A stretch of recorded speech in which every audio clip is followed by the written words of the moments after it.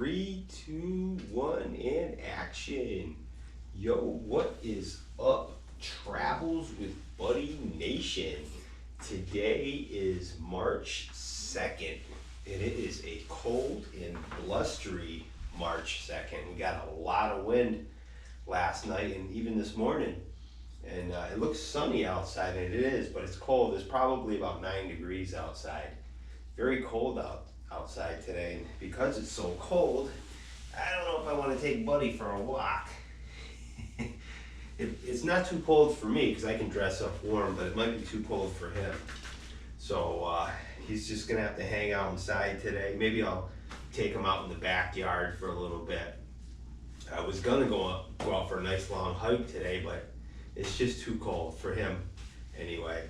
So I figured I'll do some working out in the house, and I'll do a training video. I figured, why not? And I'll do an exercise that I didn't do before. It's called a French curl, and you don't, it's called a French press. It's called a French press, and you don't need to be French to do this exercise, but it probably helps. I'm just kidding. But anyways, it's kind of like a tricep extension, but you're not lying on your back when you do it. You're sitting straight up. And like I say, it's a different angle. It hits your triceps from a slightly different angle. Your shoulders are positioned differently, and the weight is different because you're sitting up, right, as opposed to laying flat on the bench. So when I do this exercise, I feel I don't know. I think it's more comfortable in some ways. It's one of those exercises that I need, when I do it, I need to use a curl bar though, because doing this exercise on a straight bar, for me anyway, it's just, it's the angle where my wrist is positioned around the bar. It's very uncomfortable for me, and I think for most people probably find that too. And you can also, I see people using a plate when they do this. Like I got a 25-pound plate, and sometimes I'll do the French press with a plate as opposed to a bar at all, and it's very beneficial to do it like that. So without further ado, I will demonstrate the French press. And Bud, he's a fast little guy. And Buddy can spot me from the other room, so I don't drop any barbells on him or anything like that, right, Bud? All right, so I will demonstrate the French press. And if anybody notices, I am growing a mustache. I shaved my beard. And I'm growing a mustache. All right. So I will demonstrate the French press. This is a really good exercise. And another mistake I see a lot of weight trainers do when they practice this exercise is a lot of them tend to use too much weight. You don't want to use too much weight when you do this exercise. And I'll probably go a little bit heavier than this. This is going to be my first warm-up set. And the other thing is, you don't want to lock out your elbows when you do this.